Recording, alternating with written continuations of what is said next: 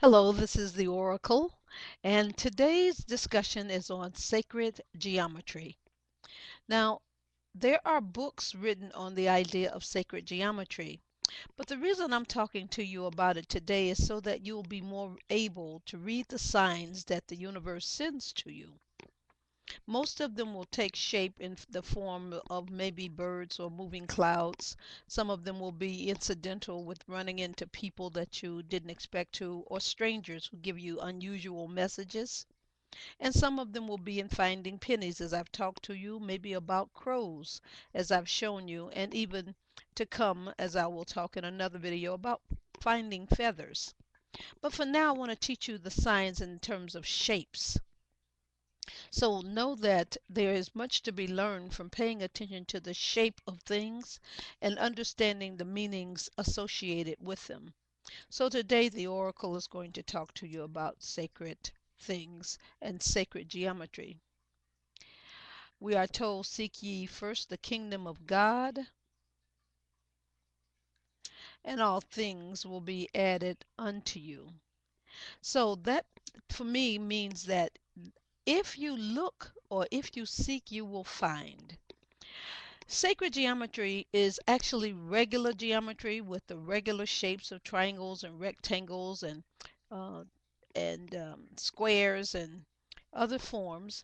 But there are meanings that go to each of these forms, and there are powers that go with each of the forms. And there are everyday things that show up for us that would allow you to know what's being said to you at any given time. When you see certain forms, they trigger information that is buried deep into you, inside of you, in past lives, maybe, or maybe even things that have happened in dreams that you didn't understand. And once you get aware that certain shapes and configurations speak to you, then you'll be better able to know the power and the grandeur and the specialness of signs that are given to us, each of us, in the way that we can understand. So I'm just broadening your vocabulary, your mental and spiritual vocabulary for this earth walk so you'll understand more. Much of this you already know. I am just reminding you of that which you may have forgotten for this time. Keep in mind that each one of you is a bearer of all things everywhere because God is inside of you and the entire kingdom of God is inside of you. So that is the message. The first geometrical symbol I'd like to talk to you about is the circle. Some examples of the circle on our everyday plane, of course, would be the earth, which is our planet that we live on. The head that we have with our brain inside of it, our eyes and mouth and nose are on it. I'm so silly. The earth, as I've said, and marbles from when you were a kid. The sun, of course, is a circle. As such, more closely a circle than it is a cross. There are bowls that are circles and balls that are circles. Your belly is a circle and your buttocks are a circle. Some people might think that they're a crescent, but most people think of them as circular. Your breasts are a circle. Um, Caves, the opening to many caves are circular, and we often think of the chakras as they are situated through the body as circles. There are elements that most are associated with the circle. The earth, of course, the dirt of the earth, the stones of the earth, the actual material out of which circles come into being. The cell and the atom are circles at the very base of things. The power associated with circles are love, the circle of love, the circle of light. Things having come full circle are always thought of as being complete. The circles represent order, so there's always a cycle of things. You go from 1 to 100, and that would be maybe a circle. 360 degrees is a circle. So tires on cars are circular so that you can travel great distances. And most of the time, when you see a circle, it will tell you that you are dealing with infinite connection, connections one to the other. So when people stand in a circle and sing, then they are making an infinite connection on and on with all the energies locking and interlocking. Let there be peace on earth and let it begin with me is a song that is often sung in the unity teachings of Christianity. And they say they stand in a circle in order to complete the connection of the unity between them, the unity with God. So when you see a circle or circles in your dreams or balloons suddenly flying up in front of you, think in terms of you have just completed a circle or you're being invited into a circle. But make your own meanings up. Don't be afraid until you learn your way. The next symbol is the triangle. The triangle, some examples are, as many of you know, the pyramid. But the vagina or yoni is a pyramid, or the symbol for it is a pyramid. The penis, along with the scrotum, is also a triangle. And we use mathematical graphical triangulation to get from point A to point B and point C. So if you know where you are and you know where you've been, the third point is where you're going, not necessarily where you've been. The elements associated with the triangle are often the crystal. The crystal, if you've seen any of those that have terminals, often have at the very tip of them several triangles. The triangle represents the power of will or the power of power and faith. So when you stand with two or three other people around a wish that you might have or in prayer for someone else, then you are exercising your triangulation in spirit. Jesus said, where two or three are gathered in my name, therefore also am I. And so we use the triangle as a witness. So usually there's a judge, a witness, and someone who's the questioner. That is a triangle. Triangles also are tense, and they are often the meaning for them are three. They indicate direction, they indicate upward ascension. They are often used in ritual configurations, aprons that are shaped like triangles among the Masons. And there are other special tables and special lamps. Even our own dollar bill has these all-seeing eye on a replica of the triangle. It tells you that there is power in this configuration.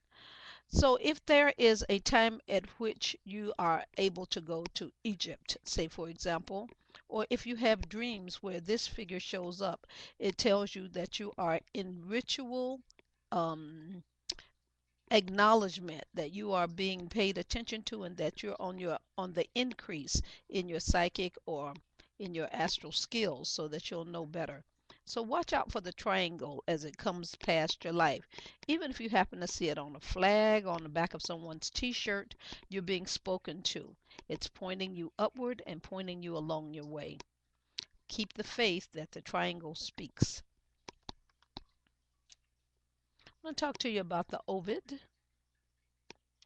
The ovid, in many instances, comes out of the idea that we have an all-seeing eye in heaven, the vesica Pisces, they call it, where there are intersections of crescents that make an eye. So that the examples would be the eye itself, the stomach is an ovid, the mouth is an ovid, the vagina is an ovid, and a keyhole, if you peek through it, is an ovid. The elements that are most associated with the ovid would be cosmic space, that is, on and on out into the great unknown. We have the ovid shape, not necessarily the shape of planets or planetoids, but the intersection of points when you graph them will make the ovid. The ovid is also associated with gaseous anomalies, and so it is going to be a shape that shows up as also an egg. Um, the power that it has to do with is the power of elimination or release. So if you want to let go of something, I would suggest that you draw a picture of an egg and write it down and then burn it up. The ovid is also a symbol for life, that is, the birth of that which is new, a symbol for a portal, things that are coming through one way or the other. So if you want an opening in your life and you can't seem to find one, draw one for yourself. That can be erased, I guess, on the back of a door, on the floor, and stand in it. It is a very powerful symbol. The meaning of the ovid is that it is for openness, it is for birth, it is, as I said, a portal, and it suggests that there is nurturance. So if you have a dream of a pregnant woman, or if you have a dream of a moon eclipse and you get an ovid, that tells you that you yourself are either being introduced to a new world of being, a new way of being, or someone close to you is going to give birth, or something tremendous is going to change in your life. And of course, this is true with all of the symbols, but the ovid more than most.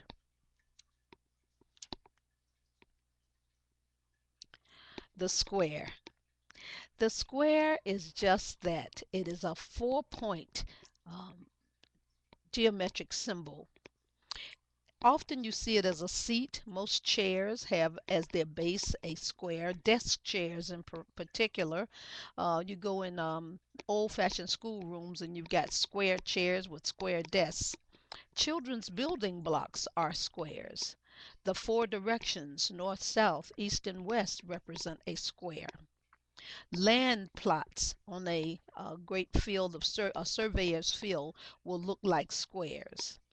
There is the square foot measure, so that when we talk about things being sellable in terms of 12 feet by 12 feet or 12 inches by 12 inches, we're talking the square.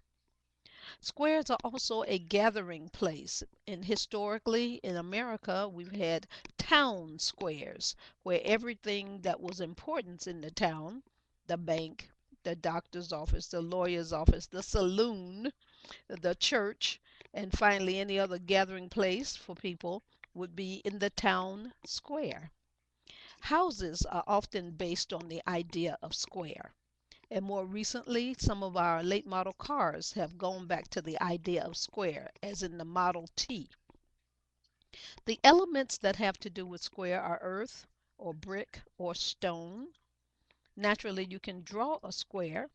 Squares suggest that we are building, that is, one thing on top of the other. They also suggest a certain amount of sturdiness and stability. So the power associated with square is understanding. If one sits on a square, or often one can see in a tarot deck a person seated on a square, we're talking about that person either being very wise and philosophical, or that person making a decision. So squares are associated with making decisions. They stand for order. One square after another square will show up as a string of squares, which suggests maybe trains and connections.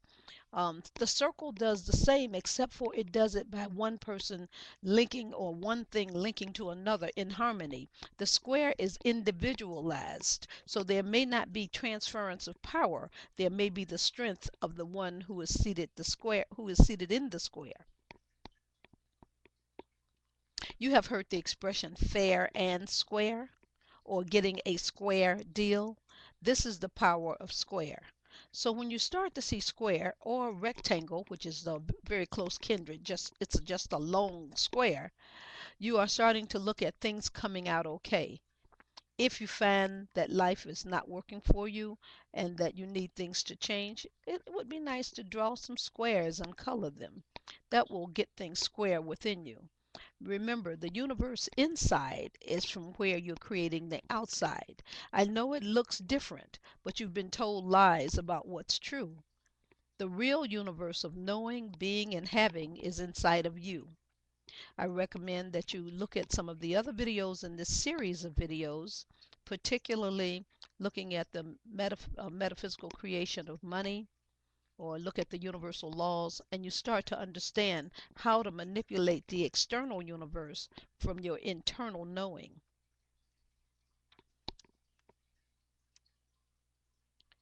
Crescent.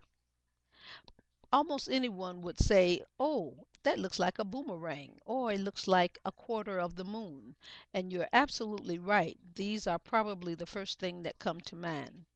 But other examples include some of the celestial bodies, rolls that are made like crescents, as they say. Many boats are many boats are crescent shaped. And there's the scimitar, which is a kind of long curved sword that is shaped like a crescent. The elements associated with the crescent is the earth, the air itself, light and fire, and celestial dust, most of which we cannot see, but it's floating around in space. So when we go around our houses with our dust cloths, dusting the furniture, or with our little feathered duster, we're actually dusting crescent dust or star dust because all is dust. At funerals, you might hear sometimes the officiator say, "From dust you come, and to dust you shall return." Actually, yes, it's all dust. It's all star dust. And the crescent moon represents the greatest of the star dust formed and compressed together that circles our planet. So the power associated with the crescent is imagination. If you can meditate on the moon or stand with the full moon or watch the cycles of the moon, you will empower yourself to understand great intuitive things within yourself, and it will enhance your own psychic knowing. The crescent is also associated with enthusiasm, that is, having a good time, zeal, joy, and finally, power. So often people will wear a crescent, a moon, a ring, or have crescents tattooed on themselves. Crescents are very familiar, like stars. People love the crescent moon and the idea of the star because they bring you to the realm of dream. They teach us progression. The moon goes through so many phases from night to day and from month to month, and those phases are often not really recognized by humanity. You know the four phases, that is, when you get a crescent moon and then a half moon, a quarter moon, and then you get a full moon, and then it goes dark. The dark of the moon. Those are the phases that people typically know, but they don't know that there are 28 different phases for the moon. And if you'd have to watch it to know that. The crescent represents a kind of harmony and, as I said, psychic intuition. So if you want to be in touch with your life in a way that as it unfolds, watch where you are with any given moon rise, moon set, moon phase.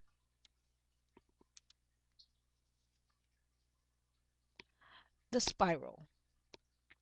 The spiral is very difficult to see. However, our universe, as we understand it, the entire Milky Way of stars in which we exist, is a part of a spiral that is expanding outward. Our stars are moving outwards. More recently, scientists have said that the universe is contracting. So while it may have come into existence on a big bang where everything blew out forward, out and out and out and out to the far reaches of the unknown of space, it is now starting to contract back in. Kind of like when you blow up a balloon, it gets fatter and fatter and fatter and fatter, and then it's the fattest it can be, and you let it go. If you release it, it will start to contract, and the air will come back, go back where it came from. Well, either way, the spiral tells you that at some point you are now either expanding or contracting.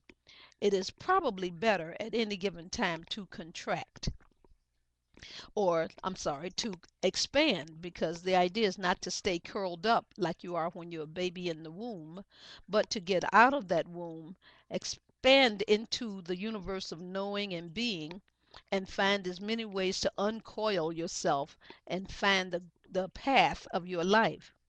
So some examples of the spiral include the intestines, the umbilical cord, the seashell, a kaleidoscope, a worm, a rope, and of course the Milky Way. The power associated with the spiral is understanding. It is also symbolic of transmutation or transformation. So when we say that you are in a spiral, you find yourself going around in circles or not being able to get out of the loop that you're in, then that means you need to do some visualizations on the spiral and see yourself finding yourself through the mazes of your life. Straighten it out in your mind. Turn it into a little sperm. As you can see, the inner part of the spiral reminds you of the sperm. Send it off to seek the creation part that it plays. The elements associated with the spiral are fire, water, wind, air, and stardust. It represents expansiveness, unfolding, and withdrawing, that is, pulling in or going out. We are taught that there is a energy that associates itself at the bottom of the spine called the kundalini energy, and it wiggles up our spine when we are most in tune and have balanced our chakras and come to a high place that sometimes we're more than energized. That is the great spiral. The spine is an unfolded spiral, and it has the neurons and the energy circuits that connect you to heaven. Meditate on the idea of the spiral that supports your body connecting back to heaven as if it were a long extension cord, and you are connected into the earth where you receive your energies each day. This is the idea of spiral and what it can do for you.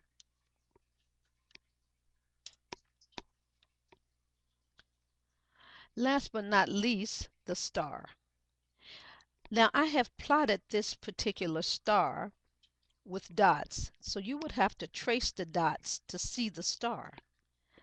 But this is to leave you with a great vision. Look up. Look up to the heavens. Look up to the stars. If you can, learn some of the constellations. The star is your hope. It is the light. It is the thing that you are and from whence you come. Some examples are all cosmic things. Everything that there is stardust. Everything on the planet Earth and anywhere else in the universe is from stardust. All elements, stone, crystal, metal, earth, fire, and air, are part of star.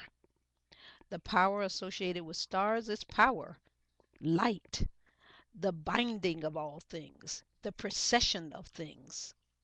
And you receive guidance from your star beings. You yourself are a star of God, and you are in high evolution now. And so I tell you, as the oracle, pay attention to the shapes of things. When you start to see them in abundance, you are in a particular place. Ask in meditation, what does it mean? Your answers will be given from your star guardians. Thank you.